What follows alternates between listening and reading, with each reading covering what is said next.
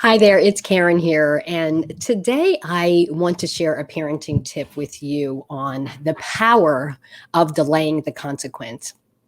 Now, I know many of you have heard, maybe from other experts, how important it is to provide maybe immediate consequences when our kids either violate the rules or engage in inappropriate behavior. But in reality, how many of us are really good at coming up with appropriate logical consequences delivered with empathy when we are in the middle of the emotion? I mean, seriously?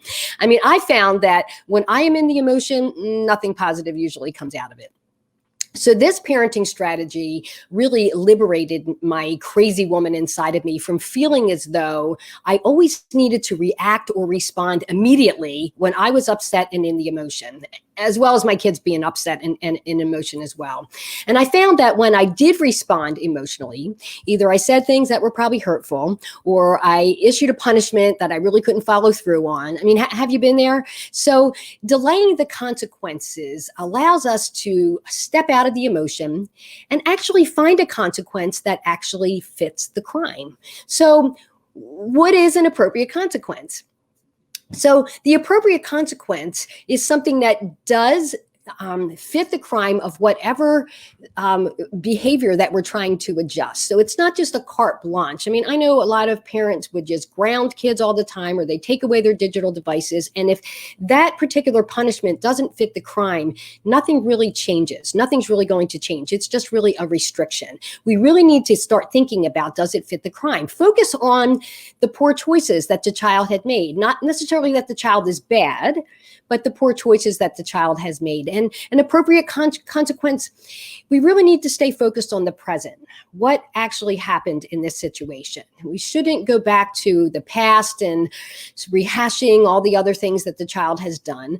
An appropriate consequence needs to be delivered with empathy. In other words, watching our tone of voice so that we're not talking down to the child in an authoritative tone, delivered it in empathy where we're actually having a conversation with the child. You don't want to accompany this with lectures or reminders or guilt trips because the child will immediately become defensive.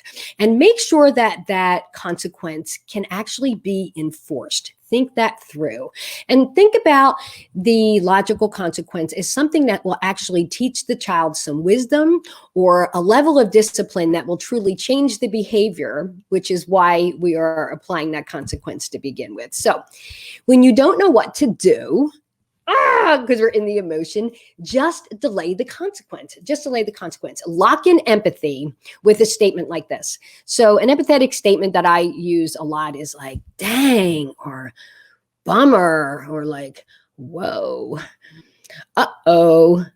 Those are empathetic statements. In other words, you're acknowledging there's a situation. Then you can follow it up with, you know what? I'm going to need to do something about this, but not now. Try not to worry about it. Now, these last 6 words are the things that work the magic.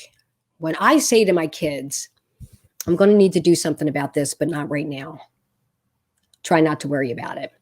It's that delayed anticipation of a consequence, and it allows the kid to start thinking about the wide variety of potential consequences for their actions.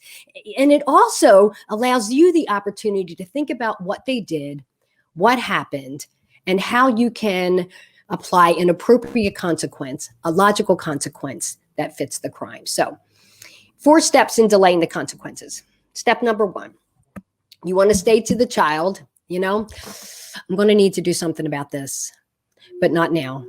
Try not to worry about it. Or you might say, Dad and I will need to do something about that if you want to keep the united front as a married couple. You know, we'll need to do something about this, not right now. Try not to worry about it. Then put together a plan that fits the behavior. If you need to, talk to the other parent, phone a friend. I mean, you know, talk to another parent who's been through this. Can I tell you, everything that you have experienced as a parent, someone else has too. You know, I mean, sometimes we think that we're alone, but we're not. You know, so maybe reach out and say, you know, this is what happened. You know, and talk about what are some of the consequences that would fit the crime. That's so important, and deliver that consequence with a lot of empathy. So, your statement, Put together a plan, make sure the consequence fits the crime, and deliver it with that dose of empathy, not authoritative, not yelling at the kid. So let me give you an example of how I actually I love this skill. I'm telling you, I do, because see, my personality is the one that wants to kind of like jump down your throat immediately. And can I tell you, that just caused more arguing. It was just fuel on the fire. And I really found that when I started to delay it and step out, delaying the consequence, it almost like I say, it allows the kids to stew in their brew. I say stew in their brew. So in other words, they know they did something, they got caught.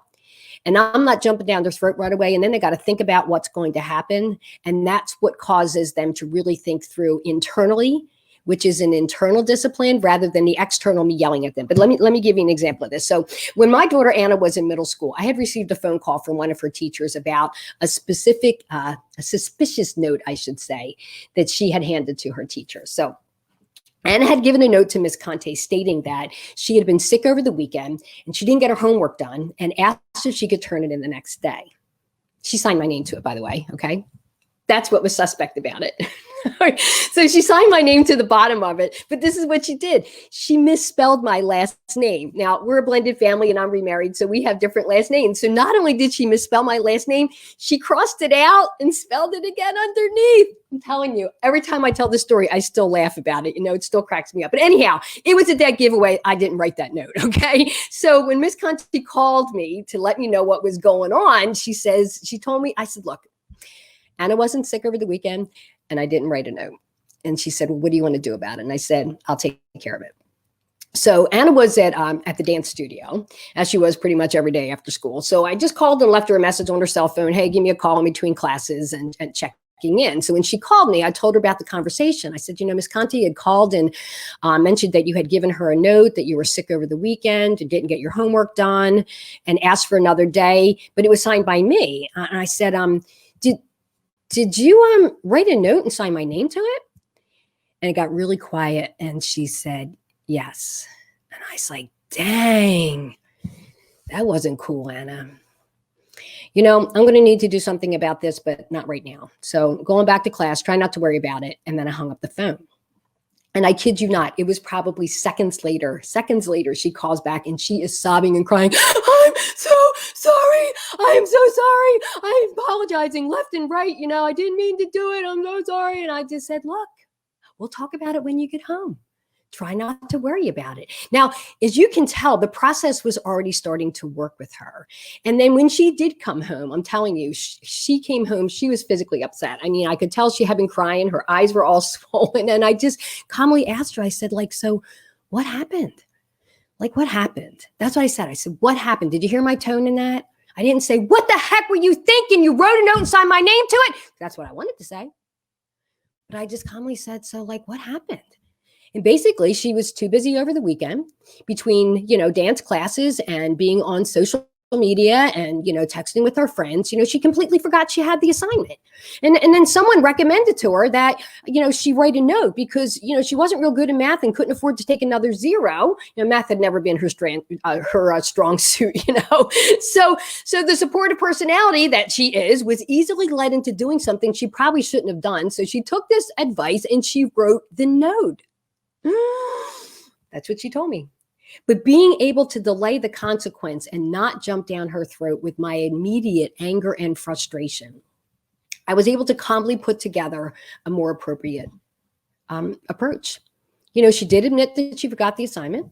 I asked her, how could she have forgotten? And she told me she was online chatting with people and she completely forgot. This was a learning opportunity for her to understand her time management, a learning opportunity that we talked about, not only her time management, but the fact that she lied. You know, she wrote a note and she lied. The fact that she broke a trust with her teacher and like, how are we going to resolve this? How are we going to resolve this? And so number one, she knew that she needed to apologize to her teacher and she did.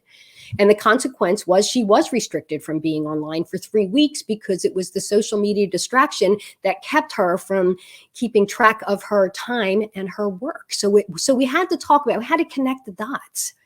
And so, you know, she did not ask once for an early release on this because she knew This was the learning opportunity. This was the learning opportunity. When we yell and we direct and correct, we create that defensiveness.